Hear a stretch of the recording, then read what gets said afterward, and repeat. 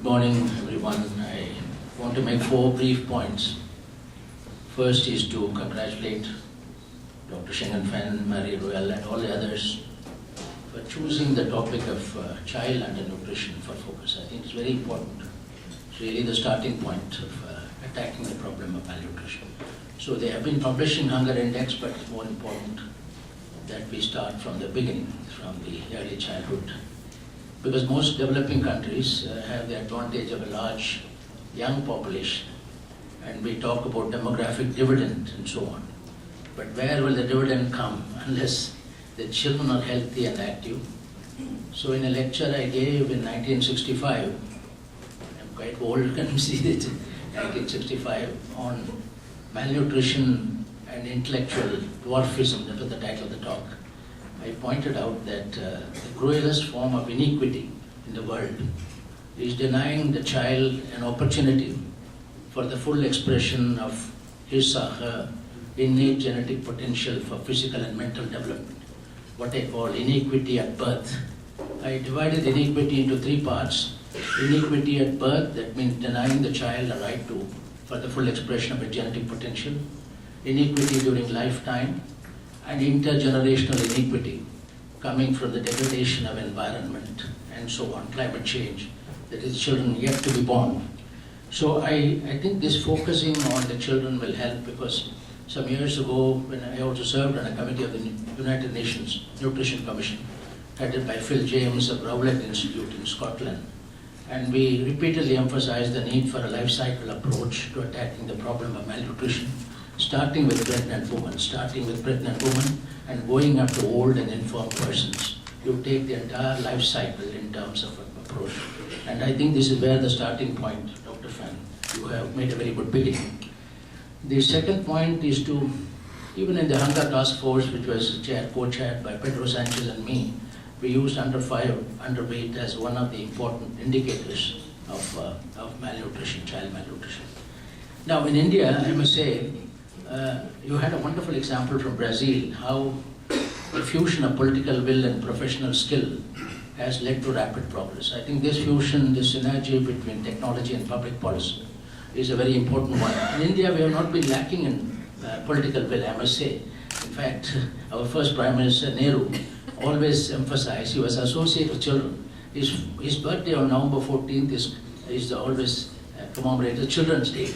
In other words, so the child, so we had in the early 50s and 60s started understanding. I mentioned to you my own talk on intellectual dwarfism, because unless you put it that way, the cognitive abilities of a child are affected. People don't take notice of it. Then it led to, in the 70s, the question came, what shall we do about this? And my wife, who has been devoting her life, the whole life, to early childhood care and education, she was asked to chair a committee which recommended the Integrated Child Development Service. It's called ICDS. It's a fairly well-known, world-famous, one of the early programs of looking at children in its totality. That is the health care, the nutrition, and education, all of them looking at it is Integrated Child Development Service. Now, a lot of work has been done in spite of all these schemes in India. Which are pioneer in some cases. You find, you saw the data which was given by Ruel, a very high incidence of undernutrition. I think one of the problems of the ICDS, later on, review committee showed that the pregnant woman and the 0 to 2 children, the first two, they are not being reached because they have to be reached through the mother. They can't be reached through.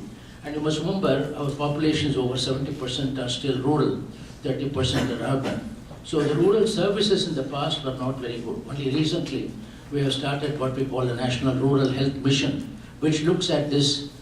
There are young ladies called Ashas who are trained in all these issues. Now I hope the delivery, it was not a question of political lack of will in terms of providing schemes and projects, but delivery mechanism to reach the 0 to 2 children.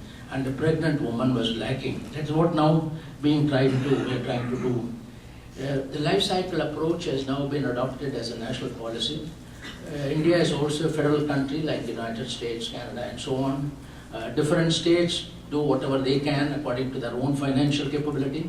The state I live in, Tamil Nadu, is a very unique one because that was one of the first we started a universal noon meal program in all the school children at the government cost.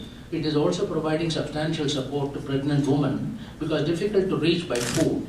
So by cash, a pregnant woman and to 6 months after delivery of the child. Now financial support being extended so that the mother can buy the food and so on and have. I hope we'll have to monitor what impact these new approaches to governance of the delivery systems. That is very important because one is to have number of schemes. The other is how are you going to reach the people who are going to want it.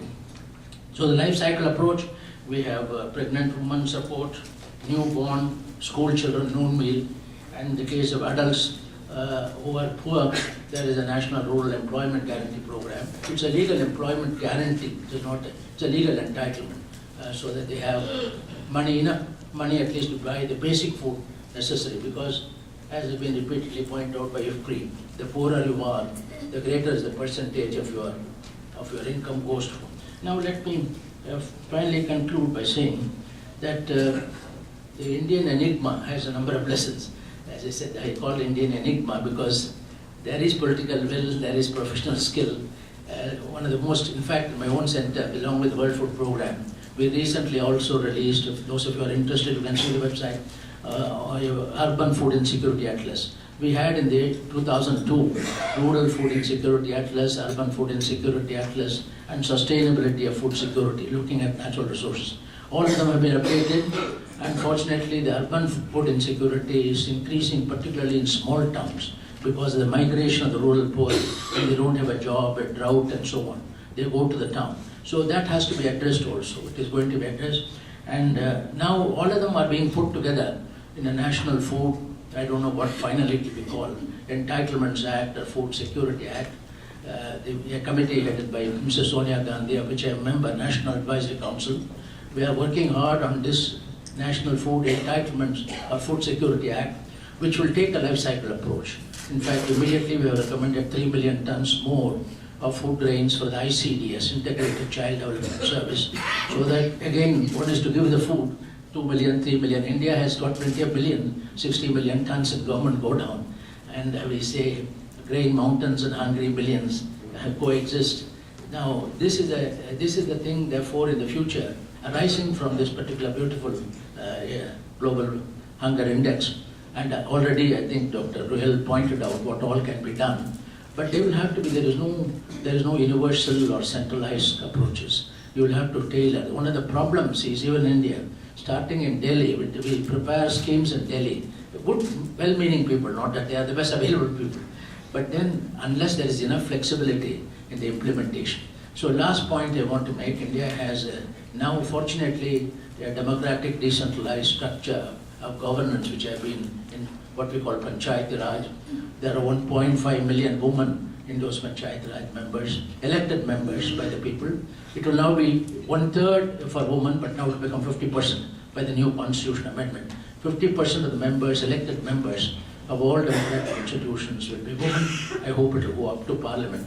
Now, they will be fully involved in terms of trying to administer these schemes, more decentralized schemes, with the help of this National Rural Health Mission, National Right to Education Act. Now, right to education has also become a right. It is not anymore just a gift from government, a politician. It's a right of everybody.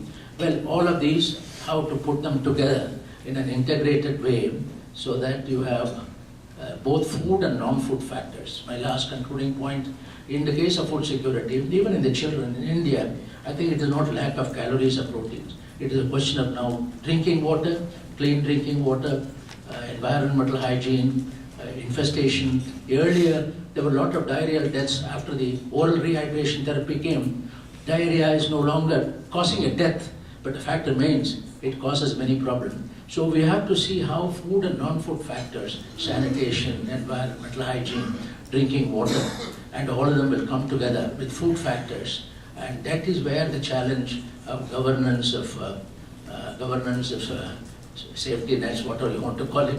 I don't very much like the word safety net for a human being, unless we put faces before figures. So long as we remain with figures, They will, for us, you and me in this room, we are well fed now.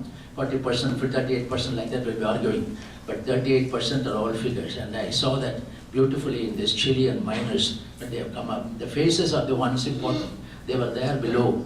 I think we should now start looking at the problem. Combine humanism and commitment of delivery along with the number of... Thank you very much. It is zero.